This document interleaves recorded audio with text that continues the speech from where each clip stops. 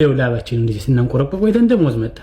ግን ብሩ ከአንድ ጊዜ ሂሳብ አያልፍም። እዩት 200 ለእናቴ 200 ለአባቴ 200 ለሚስቴ ወጪ የወር ወጪ 200 የልጆቼ የትምህርት ቤት ክፍያ የልብስ የጫማ 200 የኢጋማ 418 ሺህ ሪያል የመጣውበት ብር 400 ሪያል የሚቀነስ ከዳ እንድትሞተ እንደሚፈጠራው እንደሚከፈል እንደሚያልቀን እንጃ 100 ብር ትርፋለችኝ 100 ብር ተጠራቅሞ ነው ቦታ የሚገዛ 100 ብር ተጠራቅሞ ነው ቤት የሚሰራ።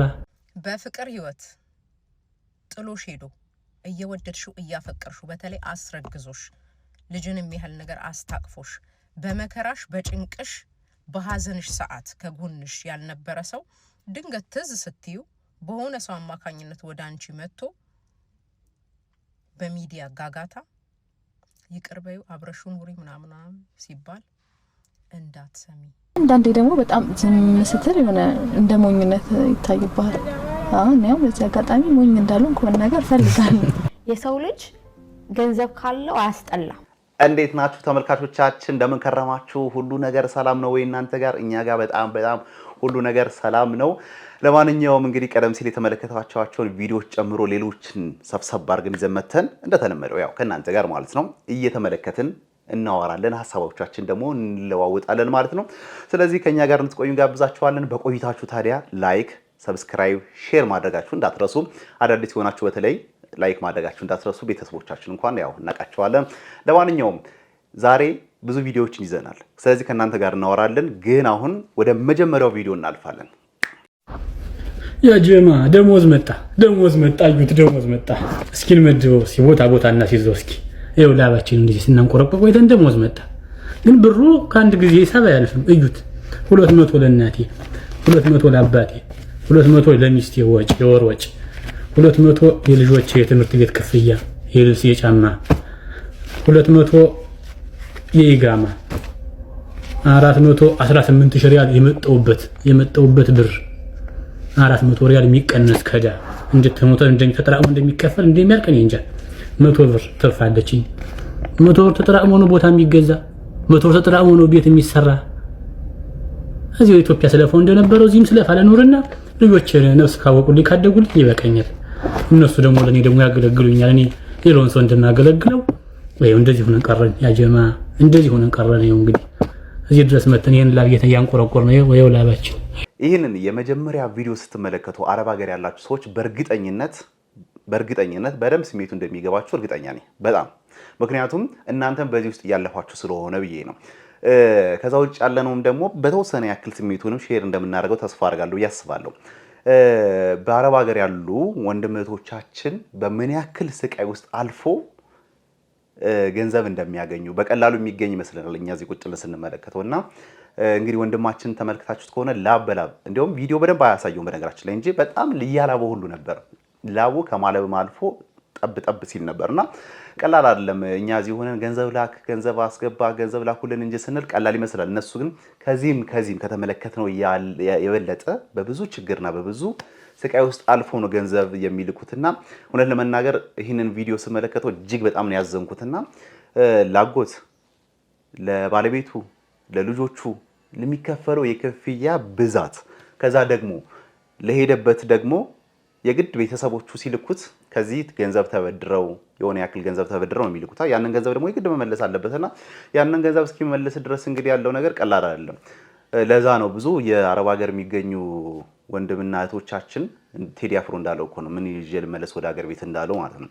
ስለዚህ ቀላል አይደለም። ያንን ገንዘብ የሚገኝበት መንገድ ቀላል አይደለም። እንደዛም እንኳን ተገኝቶ ያን ሁሉ ገንዘብ ይሁን ሁሉ ገንዘብ እንኳን ተገኝቶ እንኳን ሲበታተን እንዳለው እንግዲህ 100 ምናምን ነው የቀረውና ቀላል አይደለም። ለማንኛውም ግን በዚህ ምስል በዚህ ቪዲዮ ወንድምቶቻችን በተለይ ደግሞ አረብ ሀገር ያሉ ወንድሞቶቻችን ምን ያክል ስቃይ ውስጥ አልፈው ገንዘቡ እንደሚያመጡትና ያም ገንዘብ እንኳን በቂ እንዳልሆነና ያን ያክል ህይወታቸውን እንኳን የሚቀይር አይደለምና እጅግ በጣም ያሳዝናል። በጣም ልብ የሚነካ ነው። በእርግጠኝነት ይህንን ቪዲዮ እስቲ እናንተ ምን ተሰማችሁ ስትመለከቱት? በተለይ አረብ ሀገር ያላችሁ ሰዎች ይህንን ሐሳብ እንድትነግሩኝ ይፈልጋለሁ።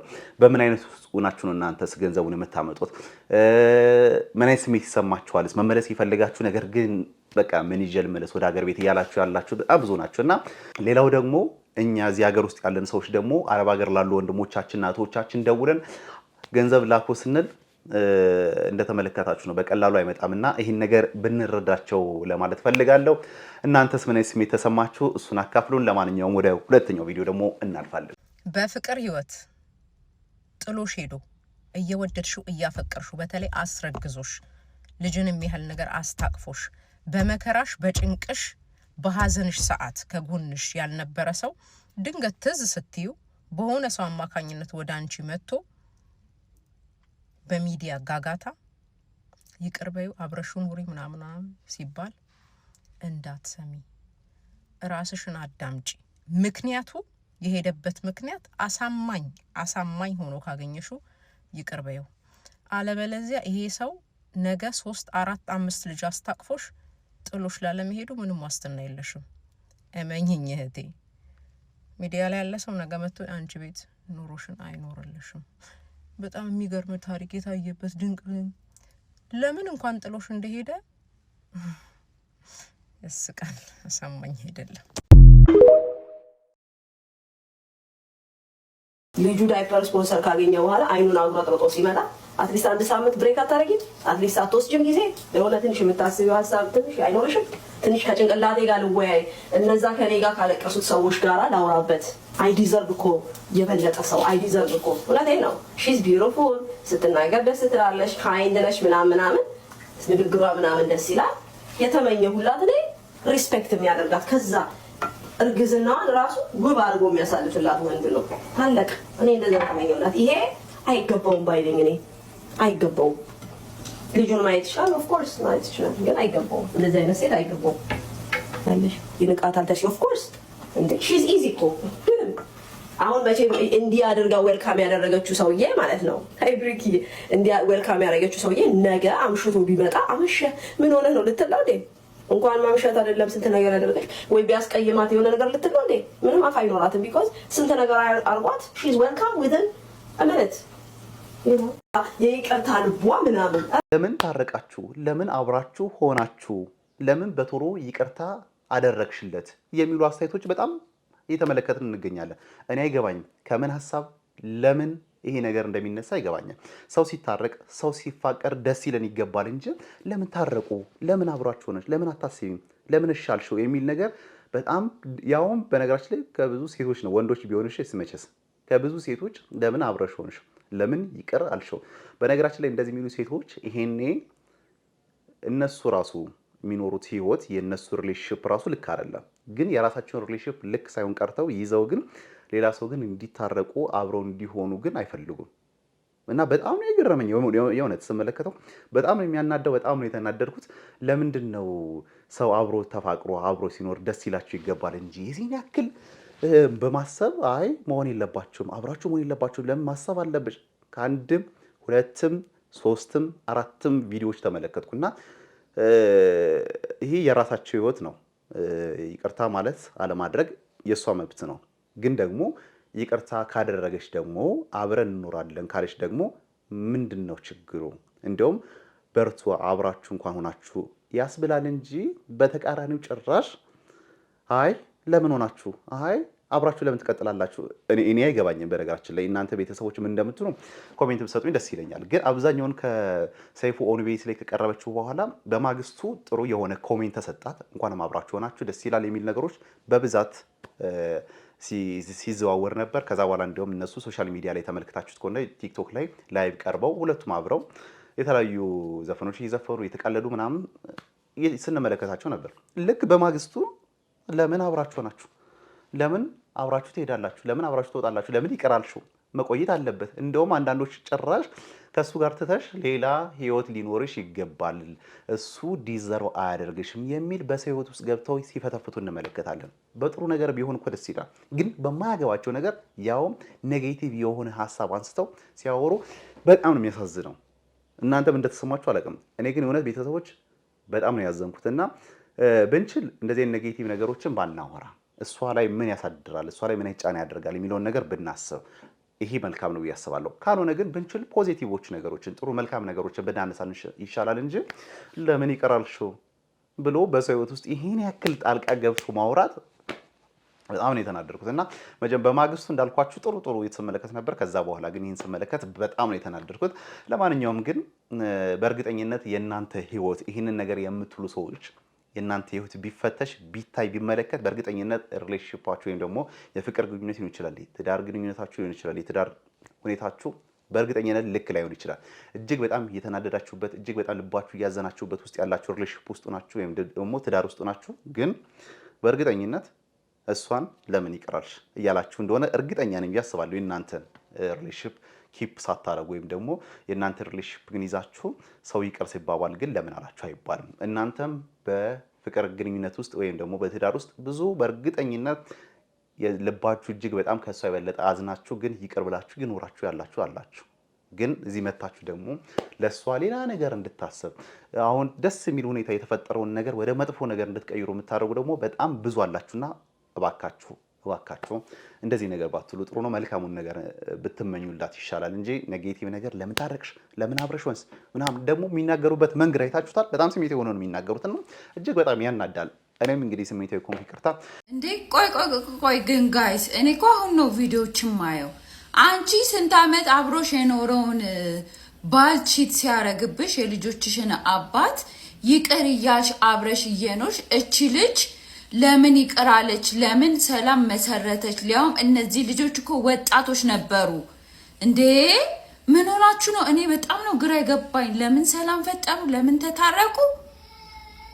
በችግሯ ጊዜ አንቺ አብረሽ እየኖርሽ እንደዛ ቁም ስቅልሽን እያሳየ ይቅርታ እያልሽ እች ልጅ ህይወቷ እንዳይስተካከልና ልጇን አብራ ከአባቱ ጋር አብራ እንዳታሳድግ ምን አርጊ ነው የምትሏት? በኢየሱስ ስም አይኖ እኛ የሌለን ልብ እኮ ሌላ ሰው ሲኖረው አይኖ ያስቀናል። በጣም ከባድ ነው።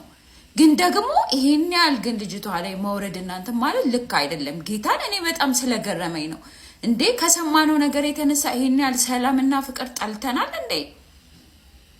እናንተ ወንድ ልጅ ይሄዳል ችግር የለም ምናምን እያላችሁ ቁም ስቅላችሁን ሲያሳያችሁ የጠፈጠፋችሁ አቢዩዝ እያረጋችሁ አብራችሁ እየኖራችሁ እቺ ልጅ ግን በቃ ተሳሳተ እሷ ይቀራለችው። አሁን መፈለግ ያለብን የእሷን ደስታ እኮ ነው አይደል እንዴ?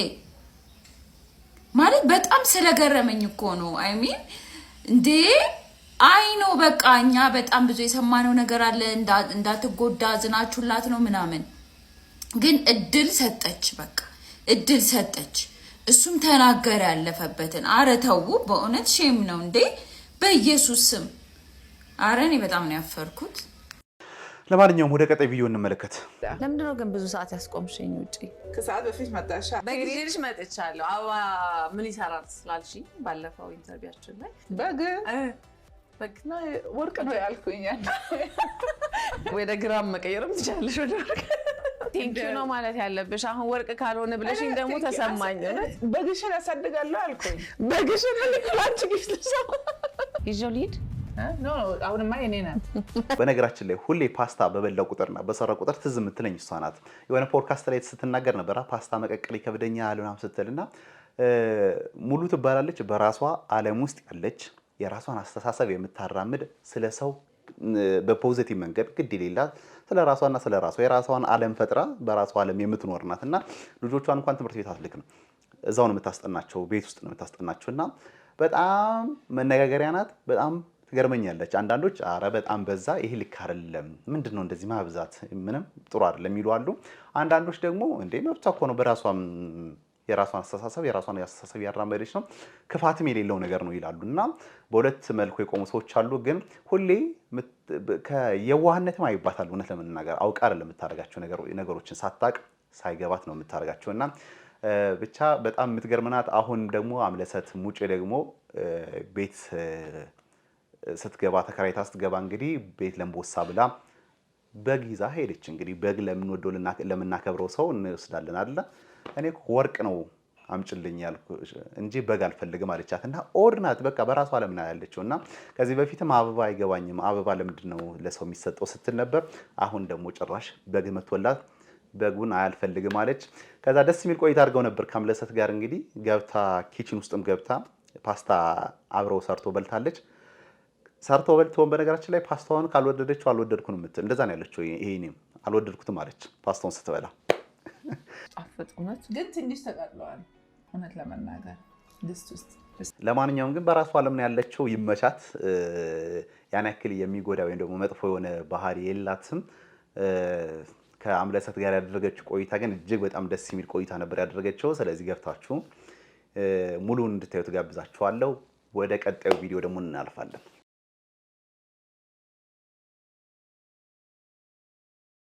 ባሉካ መቼ ዘጣ ያ ባሉካ ሀብታሚ ሶሬሳ ባሶሪ ሶሬሳ ባሉካ አልጋ ላይ ብተኛ እንቅልፍም አላይ ከአንተ መለየቱ። የአገው አምባሳደር የሆነችው የቅድስት ጉዳይ እንግዲህ በጣም መነጋገሪያ ሆኗል።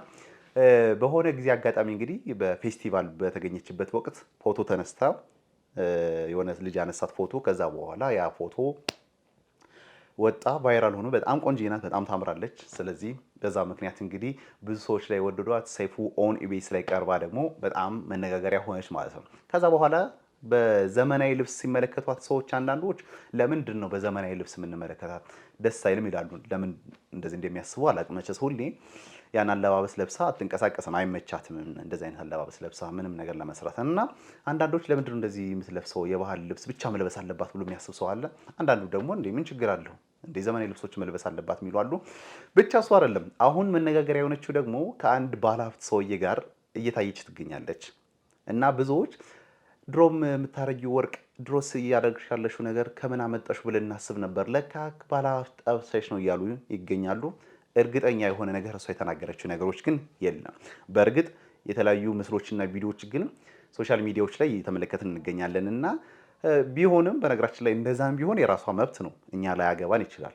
የፈለገችውን ሰው ማግባት፣ መጥበስም፣ ፍቅረኛ ማድረግም የራሷ መብት ነው። እኛ የሚያገባን ጉዳይ የለም።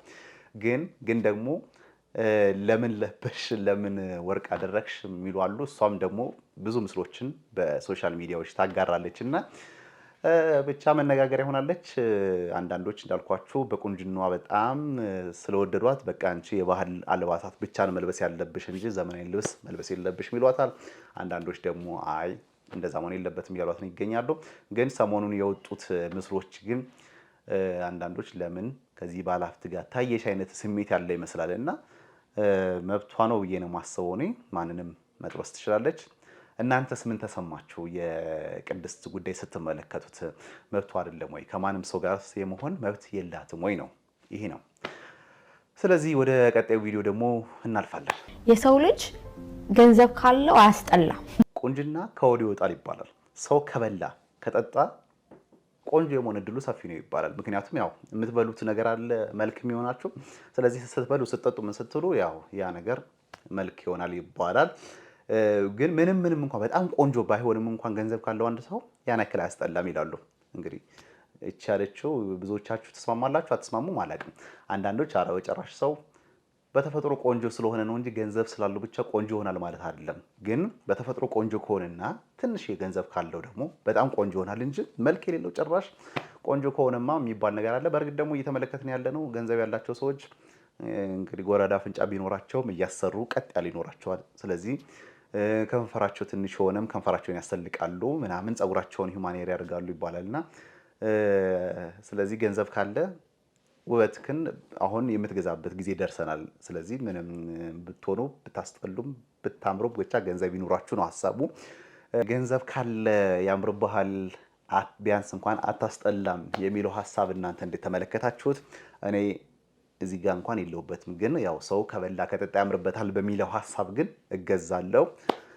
አንዳንዶች ደግሞ በጭራሽ እያሉ ያሉ ይገኛሉ። ለማንኛውም እናንተስ ሰው ገንዘብ ካለው ምንም ቢሆን አያስጠላበትም ከሚሉ ወገን ያላችሁት ወይስ አይ ገንዘብ ስላለው ብቻ ያምራል ወይም ደግሞ አያስጠላ ማለት አንችልም ከሚለው ወገን ውስጥ ያላችሁት? የትኛው ጋር ያላችሁት? ስለዚህ እንደተለመደው ኮሜንት ላይ ሐሳባችሁን እያወራናል እየተጨዋወትናል። ስለዚህ ኮሜንታችሁን ጻፉልኝ፣ ከዛ ደግሞ እናወራበታለን። ወደ ቀጣይ ቪዲዮ ደግሞ እንለፍ። ለወንድ ልጅ ትልቅ ቫልዩ ያለው ክብሩ ነው። ልንገርህ ኪሱ አይደለም። ወላሂ ክብሩን የምትጠብቅለት ሴት ካለች ኪሱ ወይ ደግሞ ያለበት ሁኔታ ምናምን አይደለም፣ ቁሱ አይደለም። በክብሩ አይደራደርም። በነገራችን ላይ በእርግጠኝነት ሁሉንም ወንድ ማለት ይቻላል ይህን ነገር የሚያስማማ ሐሳብ ነው የተናገረው ነገር። ወንድ ልጅ በክብሩ ሲመጡበት አይወድም። ወንድ ልጅ የፈለገው ነገር ቢሆን እሱ እንደተናገረው ገንዘብ አይኖረውም፣ በጣም የድሃ ቢሆን በክብሩ ግን ወንድ ልጅ እንዲመጡበት አይፈልግም፣ ወንድ እስከሆነ ድረስ ማለት ነው። ይሄ የሁሉን ወንድ ሐሳብ የሚገዛ ነው። በጣም በእርግጠኝነት ሆኜ መናገር እችላለሁ። እና አህመድ ተሾመ ዲምቢ እንግዲህ ሰይፉ ቤት ላይ ቀርቦ የተናገራቸው በጣም ብዙ ነገሮች አሉ። አንዱ ባለፈው ሳምንት ስለ እናቱ ስለ እህቱ የተናገረው ነገር ነበር። አሁን ደግሞ ይህን ነገር የተናገረው ነገር ብዙ ወንዶች ሲቀባበሉበት ነበር አይደለ? ብዙዎች የሚስማሙበት ሐሳብ ነው። ለዛ ነው ብዙ ጊዜ ሴት ይህን ነገር ሳታውቅ ይቀርና ወንዱን ዲስሪስፔክት ታደርግና የጸብ መንስኤ ይሆናል። እና ሴት ልጅ ፍቅረኛ ካለሽ በተለይ ባል ካለሽ የፈለገው ይሁን በክብሩ እንድትመጭበት አይፈልግም። ሌላ ነገር ልታረዩ ትችላለሽ፣ ወንዱን ሌላ ነገር ልትናገሩ ትችላለሽ፣ ግን ሪስፔክት ግን ወንድ ልጅ በጣም ይፈልጋል። ልክ ሴቶች ከጓደኞቻቸው ጋር ሲወጡ ከሰው ፊት ሪስፔክት ማድረግ እንደሚፈልጉ፣ በባሎቻቸው መከበር እንደሚፈልጉ፣ ባሎቻቸው እንዲያደንቃቸው እንዲወዳቸው እንደሚፈልጉ ሁሉ ደግሞ ወንድ ልጅ ደግሞ በሰው ፊትም ሰውም ሳይኖር ሪስፔክትና ክብርን ይፈልጋል። ይሄ ሁሉም ወንድ የሚስማማበት ሐሳብ ነው። 100% ሆኜ ማለት ነው በእርግጠኝነት። አንዳንድ ሴቶች አሉ በነገራችን ላይ ወንድን በቃ ዲስሪስፔክት በማድረግ ደስ የሚላቸው የሚመስላቸው ወይም ደግሞ በቃ ወይም ይሄ ተወደድኩ ብለው የሚናገሩ ሰዎች አሉና እንዳይመስላችሁ በነገራችን ላይ የፈለገው ሰዓት ቢሆን ወንድ ልጅ የሆነ በቃኝ የሚልበት ጊዜ ያ ነው። ልክ ክብሩ ስትናገሩት በጣም ይበሳጫል። ብዙ ጊዜ እናቴ ናፍቀኝ ታውቃለች። አሁን ለኛ እኛ እንደዚህ እውቅና ላይ ምናምን ያለ ሰው ማይቸገር ማያዝን ምናምን ነው የሚመስለው እና ሰው እስክታጣ ድረስ ብቻ እንትሆናለህ ታውቃለህ። ሌላው ደግሞ አህመድ ተሾመ ዲምቢ ላይ የተናገረው ነገር ብዙ ጊዜ ብቸኝነት ተሰምቶኝ ያውቃል፣ እናቴ በጣም ብዙ ጊዜ ናፍቀኝ ታውቃለች ሲል ነበርና እውነቱን ነው። ለመናገር አንዳንዴ እንደዚህ ታዋቂ ሰዎች እሱም ሲናገረው ነበር አይደል? የሚደብራቸው የሚከፋቸው አይመስልንም አይደል? ብዙ በሰዎች የተከበቡ ይመስለናል፣ ግን እነዛ አብዛኛው የከበቧቸው ሰዎች ፌክ ናቸው። የሆነ ነገር ሲያጡ ይተዋቸዋል፣ የሆነ ነገር ሲያጡ አብሯቸው ከነሱ ጋር አይቆዩም እና ፌክ የሆነ ላይፍ ነው ከነሱ ጋር የሚያሳልፉት ማለት ይቻላል። እና የግድ በቃ አርቲስት ስለሆኑ ብዙ ሰዎች ስለሚያውቃቸው እነሱም ብዙ ሰው ስለሚያውቁ በሰው ስለተከበቡ ምንም የሚደብራቸው የሚከፋቸው የማይመስለን በጣም ብዙዎች ነን። እና አህመድ ተሾመ ሲናገር ነበር በጣም ብዙ የከፋኝ በጣም ብዙ የደበረኝ ጊዜ አለ፣ በጣም ብዙ ያዘንኩበት ጊዜ አለ ብሎ ሲናገር ነበር። በተለይ ደግሞ እናቴ ትናፍቀኛለች፣ እህቴ ትናፍቀኛለች ይላልና ያለው ነገር በሙሉ ፌክ ነው። የምናጫወተው የምናወራው ነገር ሁሉ ፌክ ነው። እንደውም የድሮ ነገር ትዝ ይለኛል ሲናገር ነበር። ይህም ብዙዎች ተስማምተውበታል፣ ብዙዎች ተጋርተውበታል። ለማንኛውም ግን አህመድ ተሾመ ወይም ዲምቢ ወንዶችን ሁሉም ወንዶች የሚስማሙበት ሐሳብ ነበር የተናገረው። ወንድ ልጅ ያገኝም ይጣም ሀብታም ይሁን ዳም ይሁን የፈለገው ይሁን በክብሩ ግን ወንድ ልጅ እንዲመጡበት አይፈልግም። እንኳን ሴት ወንድ ራሱ በክብሩ እንዲመጣበት አይፈልግም ወንድ ልጅ። ቤት ተሰብረህ ከወጣ ማንም ሊያከብርህ አይችልም። ማንኝ ሌላውም ቦታ ላይ ሌላውም በሌሎች ሰዎችም ሞገስ አይኖርህም። በነገራችን ላይ የወንድ ልጅ ሙድ ኮንትሮል ማድረግ ትችላለች ብዬ አስባለሁ ሴት ልጅ። ለዛ ነው ብዙ ጊዜ የወንድ ልጅ ትዳር ከፈረሰ ስራው ላይ ሌላው ላይፍ ላይ በጣም የተመታ ነው የሚሆን ከዛ በኋላ ያለ ህይወትና እሱም ሲናገረው ነበር አይደል? ቤት ውስጥ ከሚስቱ ጋር በጥሩ ሙድ ከወጣ ስራ ቦታ ሌላ ቦታ ላይም በጣም ጥሩ ይሆናል፣ ሞገስ ራሱ አለው አለ። እና ከሚስቱ ጋር የተጣላ ባል ግን ወይም ደግሞ በሚስቱ ምንድነው ጭቅጭቅ የማይሆን ነገር ሆኖ ከወጣ ግን ሞገስ ራሱ አይኖረውም ብሎ ሲናገር ነበርና ሴቶች እባካችሁ ወንዶችን በእናንተ ቁጥጥር ስር ማድረግ ትችላላችሁ። ወንዶች በቀላሎች ለማለት ይችላሉና ወንድ ልጅ ክብር የሚኖረው ወንድ ልጅ ሞገስ የሚኖረው ወንድ ልጅ ውጭ ላይ ሞገስ የሚኖረው ክብር የሚኖረው በሰዎች ዘንድ እንዲወደድ የሚያደርገው ከቤቱ ሰላም ከሆነ ነው።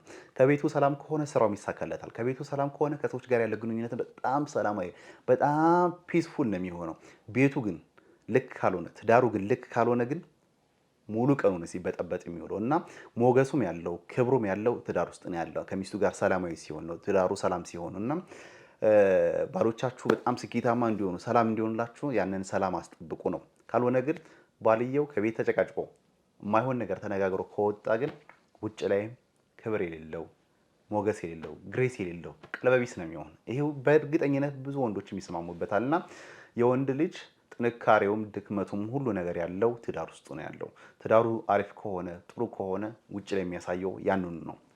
ትዳር ውስጥ ግን መጥፎ ከሆነ ደግሞ የሚያሳየው ደግሞ ያንኑ ነው። ለማንኛውም ግን አህመድ ተሾመ ድንቢ ሰይፉ ኦን ቤስ ላይ ቀርቦ የተናገራቸው ብዙ ነገሮች አሉ። በጣም ደስ የሚሉ ጉዳዮች ማለት ነው። በጣም ወደናቸዋል። ብዙዎች ደግሞ የሚስማሙበት ሀሳቦች ነበር ያነሳው። ለማንኛውም አህመድ ተሾመ ድንቢ በድጋሚ ይመች።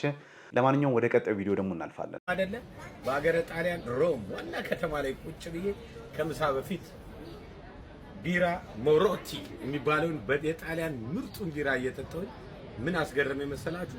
ቢራው ተከፍቶ መጥቶ የተቀመጠበት ማስቀመጫ ዕቃ እንዲሁም ደግሞ ቢራው ከመጀመሩ ምሳው ከመጀመሩ በፊት የመጣልን ምግቦች፣ እነዚህ ሁሉ ነገሮች ምሳ ከመጀመራችን በፊት የመጡ ናቸውና ሁላችንም የኔ ፎሎወሮች አገረ ጣሊያን ስትሄዱ የመጀመሪያ ምርጫችሁ መሆን ያለበት ቢራ ሞሮቲ። ስለዚህ ይህንን ቢራ እየጠጣችሁ ቀናችሁን ማሳመር ትችላላችሁ። ነጋምቡ እንደው ቢነገር ባልጠፋ ነገር ደህና ነገር ይመስል ስለ ቢራ እንደዚህ ይቀዘቅዛል፣ እንደዚህ ይሞቃል፣ እንደዚህ ይጠጣል እያለ ከዚህ በፊትም ሌሎች የማይሆኑ ቪዲዮዎችም ሲሰራ ነበር።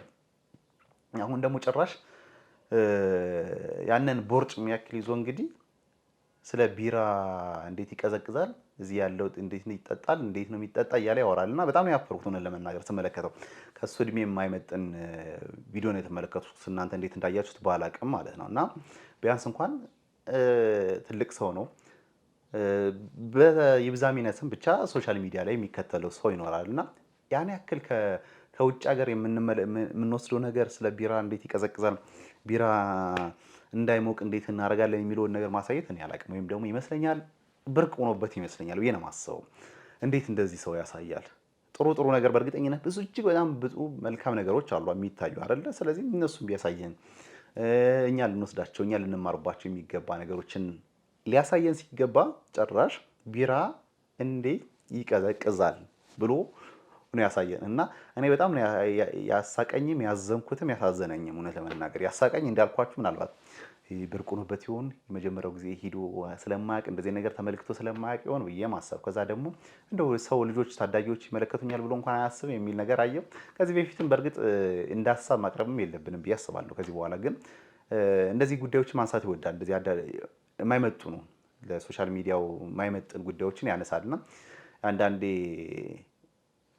ፖስት ከማድረጋችን በፊት እንኳን ሁለት ፖስት ብናስብ ጥሩ ነው ብዬ አስባለሁ እንጂ ዝም ብሎ የመጣልንን ፖስት ማድረግ ልክ አይደለም። ስለዚህ በጣም ነው የገረመኝ። እናንተም እንደተሰማችሁ አላውቅም ማለት ነውና ቢራ እንዴት ይቀዘቅዛል ብሎ ለሰው ማሳየት እንግዲህ አስቡት እስቲ አንዴ እንየውና እንመለስ። ስለዚህ እኛም ነገ ቢራ እንዴት ይቀዘቅዛል ብለን ልናሳያቸው ነው ማለት ነው። በቃ ይሄ ነው እንግዲህ።